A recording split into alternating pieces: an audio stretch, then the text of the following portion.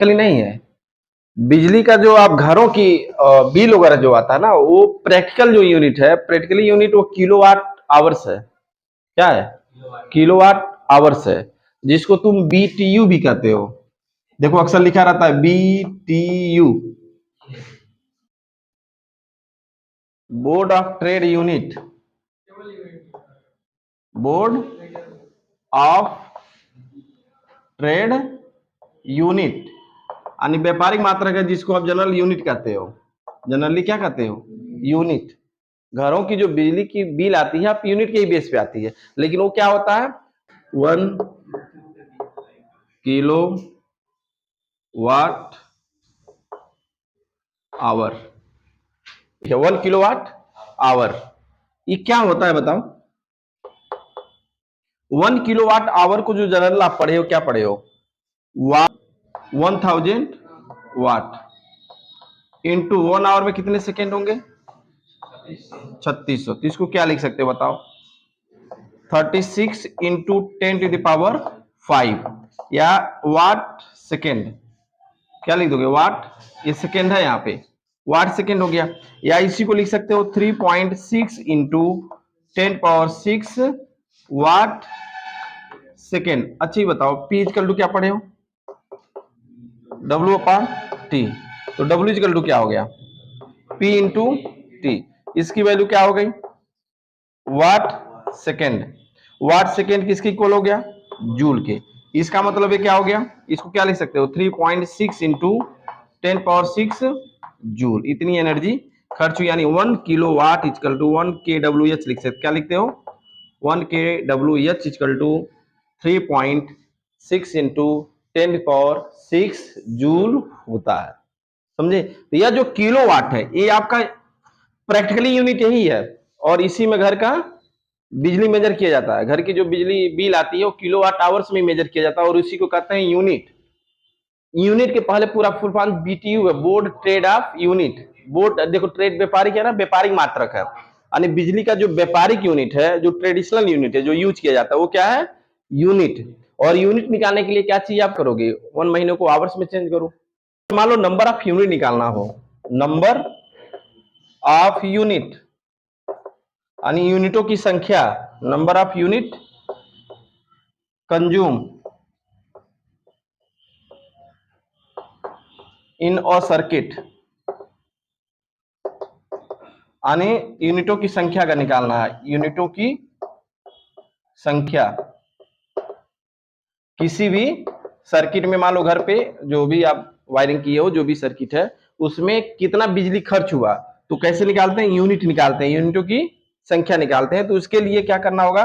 Number of unit consume निकालने के लिए आपको लिखना होगा वाट, वाट इंटू आवर अपॉन 1000। और वाट को क्या लिख सकते हो बताओ? वोल्ट। हिंदी में लिख रहा हूं, क्या लिख सकते हो? Volt into ampere into hours upon 1000। ठीक है, तो क्या हो गया? Number of unit. क्या हो गया? Number of unit. Volt into ampere into hours. आप हिंदी में भी लिखोगे ही, वोल्ट इंटू एम्पियर इंटू घंटा अपॉन 1000। ये क्या हो गया? यूनिटों की संख्या। ठीक है, जो पॉलिटेक्निक वगैरह की एग्जाम देने गया होगा कल परसों, पक्का एक क्वेश्चन आया होगा इस पे, 100% आता है। लिखो, लिख लीजिए आप। V इंटू आई पढ़े हो ना? तो सबसे पहले चूंकि हमको क्या निकालना है? Number of electron. और नंबर ऑफ इलेक्ट्रॉन तभी निकाल पाएंगे जब आपको करंट पता चल जाए, उसमें करंट कितना फ्लो हो रहा है। तो आई इक्वल टू क्या लिखोगे बताओ? P upon V। P की वैल्यू कितनी है? 110। और V की वैल्यू जीरो कैंसिल, यानी 0.5 एम्पियर आ गया। किसकी वैल्यू? करंट की। बताओ सही है ना? जब आई इक्वल टू 0.5 एम्पियर हो गया, बाकी आई इक्वल टू क्या पढ़े हो बताओ? Q upon T. क्यू की जगह क्या लिख सकते हो? एन इंटू, यही नंबर ऑफ इलेक्ट्रॉन, इसी को फाइंड करनी है, और टी ये हो गया। आई की वैल्यू 0.5 n की वैल्यू फाइंड करनी और e की वैल्यू क्या होती है बताओ, 1.6 इंटू 10⁻19 और t की वैल्यू क्या हो गई, 1 सेकेंड दिया है, तो इसलिए n इक्वल टू क्या हो गया, 0.5 अपॉन 1.6 इंटू 10⁻19, इसको ऊपर ले जाओ और ये डेसिमल हट जाएगा तो क्या हो जाएगा, 5 इंटू 10⁻19 अपॉन 16, एक एक डेसिमल पे हट गया, एक एक प्लेस एक एक डिजिट पे है इसलिए डेसिमल हटा दो। अब यहाँ पे देखो अगर नहीं 5 जा रहा तो चाहो तो इसमें से एक जीरो ले लो, 18 हो गया, अब डिवाइड कर दो, 16 1 लगभग हो गया, इंटू 10⁻18 इलेक्ट्रॉन। ठीक है, समझे तुम लोग? क्या निकालना था पहले बताओ, टारगेट पहले निर्धारित करो। देखो न्यूमेरिकल वगैरह लगाने के सबसे पहले हमको टारगेट फिक्स होना चाहिए, क्या फाइंड करनी है, वहां तक पहुंचने के लिए क्या क्या कहां यूज करोगे फार्मूले, वो तभी कर पाओगे जब फार्मूले पूरे याद हो। जब फार्मूले ही नहीं याद रहेंगे तो फिर कैसे यूज करोगे। अब ये क्लियर हो गया कि नंबर ऑफ इलेक्ट्रॉन है, तो नंबर ऑफ इलेक्ट्रॉन क्या होता है, क्यू इक्वल टू नहीं। अब क्यू कहां से लाए, तो दिमाग में सेट होना चाहिए, पी और भी दिया है, आई जब हम निकालेंगे तो I equal to Q upon T होता है, फिर यहाँ यानी रख सकते हैं। तो ये सब चीजें तभी आएंगी जब पूर्णतः एकदम टोटली फार्मूले आपको याद हो। बिना फार्मूले याद का फिजिक्स का क्वेश्चन आप लगा ही नहीं सकते, चाहे कुछ भी कर लो। और ये भी नहीं कि 10 मिनट 5 मिनट सोच रहे पी भी तब भी नहीं होगा, पूरे एकदम फराटेदार याद हो, तब जाके देखो क्वेश्चन कैसे लगता है। पूरे फिजिक्स का हर चैप्टर का अगर फार्मूले तुम्हें अच्छे से याद है, और याद होने का देखो ये भी नहीं है बैठ के याद करना है रटना है, उसके लिए सिंपल सा तरीका है कि एक एक फार्मूले कम से कम 10-10 क्वेश्चन लगाओ, ना 50 क्वेश्चन लगाओ, कम से कम 10 क्वेश्चन लगाओ, फार्मूले अपने आप याद हो जाएंगे। ठीक है, और एक पेज में सारे फार्मूले देखो कलेक्शन करके भेजा भी ग्रुप में, ऐसे ही आप सारे पेज पे कलेक्ट करके हमेशा देखते रहो उसके पलट के पर डे। देखो रियल में ये सही है कि चीजें टफ है, लेकिन उतना भी टफ नहीं है कि जो तुम्हारे पहुंच से बाहर है, उसको पा सकते हो, अभी भी समय है। मैं बता दूं, पूरे सिलेबस को अगर अंदर एक बार सोच लो कि नहीं इसको साला तोड़ देना, क्या है तोड़ दो फोड़ दो, किसी तरीके से 3 महीने के अंदर पूरे सिलेबस को पढ़ सकते हो। पूरे सिलेबस को इंटर का 3 महीने के अंदर आप कवर कर सकते हो, अगर थोड़ा बहुत बेस पहले का तैयार है तो। तुम लोग का ठीक है बेस, ऐसा भी नहीं है कि एकदम जीरो हो। 3 महीना पूरा जम के लग जाओ, सब कुछ छोड़ दो। ये मत सोचो कि हम 12 बजे सो रहे हैं कि 3 बजे सो रहे हैं। ठीक है, सब त्याग दो, हर स्तर से 3 महीना लग जाओ और लाइफ बन जाएगी। और दिमाग से निगेटिविटी अगर किसी तरीके का है कि पैसा नहीं है, चाहिए समस्या, कहीं कोई समस्या नहीं आएगी। तुम केवल एक बार तैयार तो करो पाठ को, तुम अपना रिस्पॉन्सिबिलिटी कंप्लीट करो कि तुम्हें ये सिलेबस कंप्लीट करना है, ये पूरा सिलेबस को आप तैयार कर लो और एक चैलेंज देने लायक हो जाओ कि इससे संबंधित क्वेश्चन कहीं से आएगा हम लगा लेंगे। ठीक है, ये भी नहीं कह रहा हूं नहीं बहुत हाई लेवल की क्वेश्चन तुम लगा पाओ तभी सोचोगे मैं, ऐसा कुछ नहीं है। आप केवल सिंपल सा पूरी फार्मूला याद है, कैलकुलेशन ठीक ठाक है, तो 80% क्वेश्चन हर एग्जाम का कर लोगे। अब मेरी लगभग उतना ही जाता है, 20% क्वेश्चन थोड़ा सा डिफिकल्ट लेवल का होता है तो टॉप 10 में बच्चों को लाता है जब वो 20% क्वेश्चन टच करते हैं। बाकी जो 80% तक क्वेश्चन सॉल्व कर लेते हैं उनका सिलेक्शन तो हो ही जाता है। 100% वाले भाई टॉप मेरिट में नहीं, टॉप मेरिट में रहोगे, सिलेक्शन हो जाएगा ना भाई। जितना समय आप दोगे, जितना पैसा इन्वेस्ट करोगे, जैसे जगह जाओगे, जैसे मान लो ठीक है यहाँ पे एक लेवल का पढ़ रहे हो, क्वेश्चन इस लेवल का आ गया, तो भाई उसमें तुम्हारी क्या गलती है, तुम उस लेवल का पढ़े ही नहीं। लेकिन जिस लेवल का आया अगर उस लेवल का पढ़ के ही सिलेक्शन ले रहे हो तो तुम्हारी सबसे बड़ी उपलब्धि है, अब तुम उस टॉप 10 से भी ऊपर हो। अब जब वहां पहुंच जाओगे तो उसको का कंपटीशन देकर या फिर जो भी है उसके साथ जब भी एकेडमिक जब एजुकेशन पढ़ोगे तो उससे आगे निकल जाओगे। क्योंकि जो भारतीय एजुकेशन की सबसे बड़ी विसंगति क्या है, समान शिक्षा व्यवस्था। एक व्यक्ति झोपड़ी में बैठ के पढ़ रहा है जिसको शुद्ध रूप से लाइट और किताब भी नहीं मिल पा रहा, एक व्यक्ति को पूरी इतनी व्यवस्था है, एसी फर्स्ट क्लास की पूरी व्यवस्था दी गई है।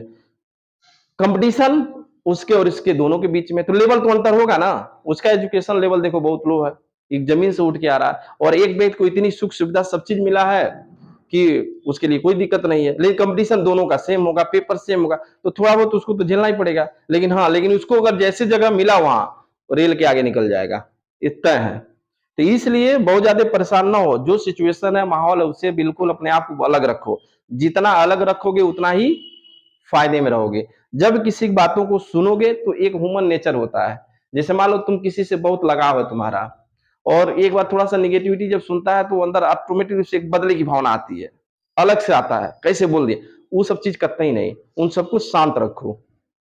उन सबका जवाब एक है, क्या? रिजल्ट। बोर्ड का रिजल्ट नहीं, बोर्ड के रिजल्ट से कोई मतलब नहीं है, नंबर पा गए, परसेंटेज 98% पा गए, 99%, वो कोई मतलब नहीं है। यूपी बोर्ड का सिस्टम बहुत ही गंदा सिस्टम है, इसमें बहुत ही चेंजिंग की, सुधार की जरूरत है। यूपी बोर्ड में अभी बहुत सारी विसंगतियां हैं जिनमें बहुत सारे सुधार की जरूरत है, खासतौर से परीक्षा हाँ, ये है कि तुम्हारे यहाँ कोई छोटे हो, 9th 11th में है, उनको भरवा के उनको मोटिवेट करो, अच्छी तैयारी कराओ, बेचारा सिलेक्शन ले लेगा, 1-1.5 लाख रुपया पाएगा 2 साल तक। हाँ हाँ, इसी साल। लेकिन इसके पहले भी देखो, स्कॉलरशिप वाला स्कीम तो बहुत पहले से है, लेकिन अलग अलग स्कीमों के रूप में रहा, वो जानकारी लोग नहीं कर पाते थे। और वो स्कूलों की एक भी संगतियां हैं कि जो सिर्फ आप खुद सोच लो कि यह स्कीम कितना अच्छा है, क्लास 11th और 9th में पढ़ने वाले बच्चों के लिए स्कीम अच्छा है कि नहीं। तो यही चीज होगा आने वाले 5 साल के अंदर, रोड पर ठेला चलाने वाले से पूछोगे क्या परसेंट पाया है, तो कहेगा 90%। कहां पढ़े थे? अब 90% चला पाने वाला जब ठेला चलाएगा, तो उसके पास जब बच्चा मूंगफली लेने आएगा पढ़ने वाला, तो पूछेगा कि क्या पढ़ रहे हो भी, 90% लेकर देखो ठेला चला रहे हैं, तो डिमोलाइज होगा, कहेगा हाँ सही बात है, 90% पा के ठेला चलाओ तो का हुई, पढ़ी हम तो ना पाई नहीं पाई, तो क्या करेगा बताओ? वो रास्ता चेंज करेगा, दिग्भ्रमित होगा कि नहीं बताओ?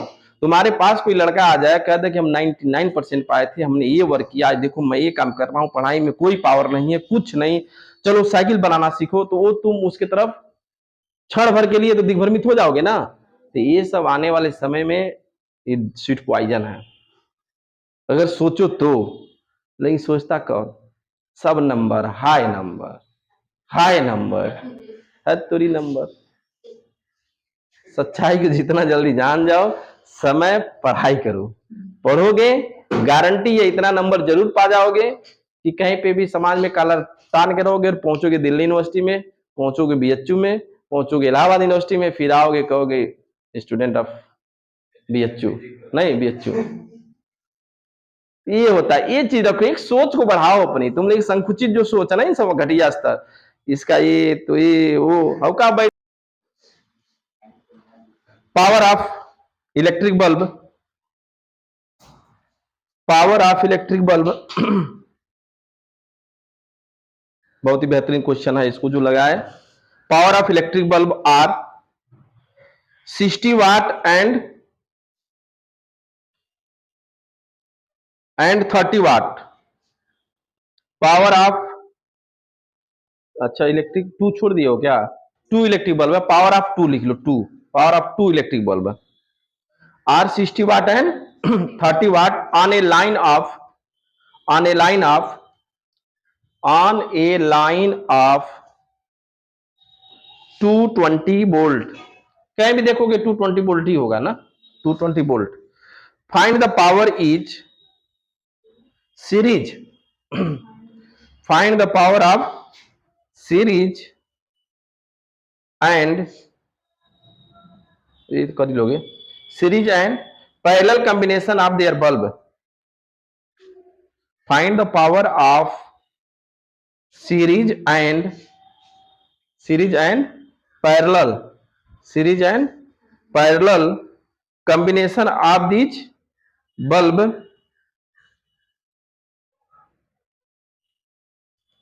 when, when connected, when in same line, when connected in same line। देखो आप लोग देखो समझो इसका मतलब क्या हुआ, कह रहा है कि ये दो बल्ब हैं, दो बल्ब हैं, ये क्या हो गया, दो बल्ब है, कह रहा है इन दोनों बल्बों को हम किस में ऐड करें, सीरीज में और पैरेलल में, तो उसमें पावर, पावर पूछ रहा है ना, पावर क्या होगी, ठीक है। दो बल्ब है, दोनों का दे दिया वोल्टेज और पावर, इनको हम क्या करें, पहले सीरीज में ऐड करें, सीरीज में मतलब ये हो गया, पैरेलल मतलब एक ऊपर एक नीचे हो जाएगा, है ना। तो फिर उसका पावर क्या होगा, दो बल्ब को अगर हम श्रेणी क्रम में और समांतर क्रम में जोड़ें तो उसमें शक्ति कितनी होगी, यही पूछ रहा है, निकालो।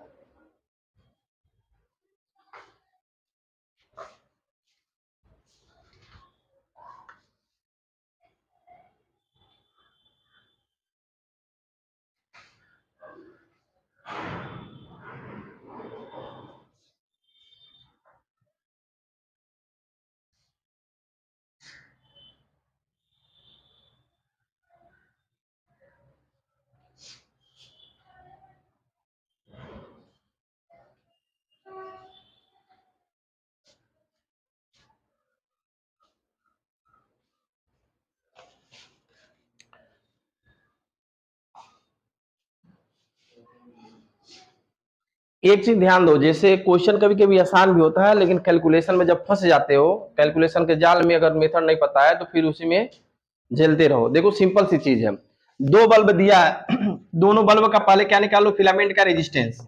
मान लो पहले बल्ब का कितना था, आर इजकल टू क्या होगा बताओ, वी स्क्वायर अपन पी, यही होगा ना। ये वाला फार्मूला यूज करोगे, P equal to V square upon R. तो R equal to V square upon P करोगे तो ये कितना हो गया, 220 का स्क्वायर अपन कितना, एक 60 दिया। और दूसरा क्या दिया, आर टू इजकल टू 220 अपन 30 का स्क्वायर हो गया, यही होगा ना।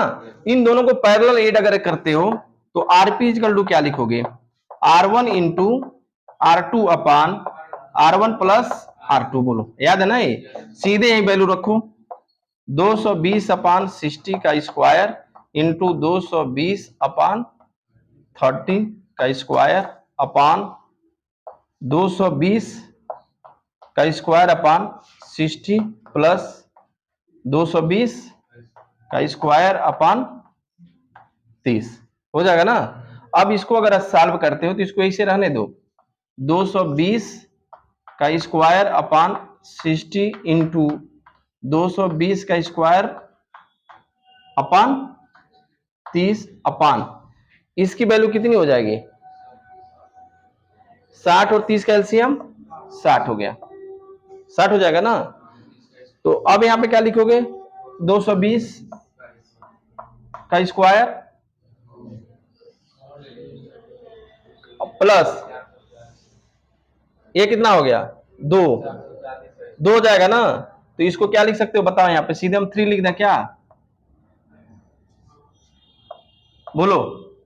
अरे हो जाएगा ना, 3 दो ऐड करोगे 3 हो जाएगा, ये हो गया कैंसिल, ठीक। इससे एक हो गया, एक कैंसिल होगा ना, पूरा क्या कैंसिल करोगे, तो ये आपका क्या, हाँ हाँ कैंसिल हो गया। तो ये क्या बच गया बताओ, 220 का स्क्वायर अपान नीचे कितना बचा, 20 से 60 को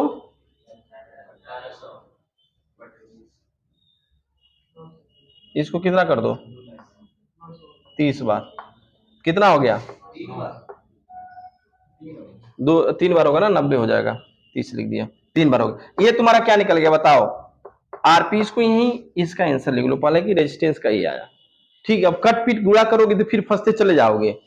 तो आरपी इजकल टू हो गया, बाकी क्या पूछा है, power P, P equal to क्या होगा बताओ, वी स्क्वायर अपान आरपी लिखोगे ना, टोटल रेजिस्टेंस। तो पी इजकल टू वी की वैल्यू आपकी क्या हो गई, 220 का स्क्वायर अपान नीचे क्या आ गया, 220 का स्क्वायर अपान 90, ए हो गया कैंसिल, कितना आ गया बताओ, 90 वाट। कैलकुलेशन देखो कितना आसान, अगर उसी को शुरू से इसी को गोड़ लगो, इंटू इंटू इंटू तोड़ने फोड़ने तो फिर खत्म हो गया ना। तो जब भी इस तरह की चीज आए ना तो उसको वहां सॉल्व नहीं करो, सीधे लास्ट में वैल्यू रख के सॉल्व करोगे, तो उससे फायदा ये होगा कि बहुत सारी चीजें कैंसिल हो जाएंगी, ठीक। अब इसी का अगर सीरीज में निकालना हो तो बताओ क्या हो जाएगा, आर एस, आर एस मतलब 220, सीधे लिख दूं क्या, 220 का स्क्वायर अपान 30, बोलो 30 होगा कि 20 होगा, इसको जोड़े तो कितना आया, 20, 20 होगा, कितना होगा, अरे 20 तो होगा, इन दोनों को ऐड किया देखो नीचे, ये 20 आया, यानी आर एस इक्वल टू कितना आ गया। तो इसका मतलब है कि इसका पावर कितना आएगा, 20 वाट, नहीं आएगा। तो वो ये सब जब प्रैक्टिस करोगे तब टेक्निक पता चलेगा, कहां से कितना 30 सेकंड में आप जो भी है कैलकुलेशन आसान हो जाएगा। इन द सर्किट फिगर, ये सर्किट फिगर है देखो, लिखिए, the heat produce, the heat produce,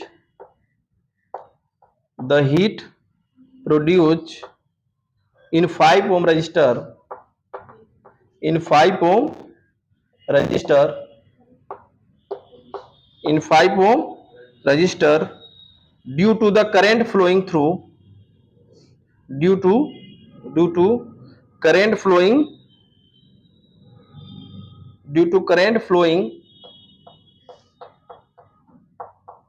due to current flowing through it is 10 calorie per second. Current flowing through it is 10 calorie per second. 10 calorie per 10 calorie per second क्या है? Current है ना? हाँ, energy है।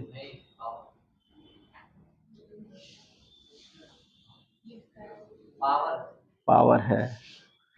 Calorie energy या per second? Power. 10 calorie per second. Find the heat produce in, find the heat produce in 4 ohm resistor. 4 ohm resistor, ठीक है, 4 ohm register. समझ पाए क्वेश्चन? देखो इसमें कह रहा है कि 5 ओम में क्या है, 10 कैलोरी पर सेकेंड की पावर सप्लाई हो रही है, तो कह रहा है कि 4 ओम में हीट प्रोड्यूस कितना। अगर इसमें 5 कैलोरी पर सेकेंड है तो इसमें कितना हीट प्रोड्यूस होगा 4 ओम में, यही हमें फाइंड करनी है। क्वेश्चन आईडी का क्वेश्चन है, बहुत आसान है। पहले आप क्या निकालोगे, निकाल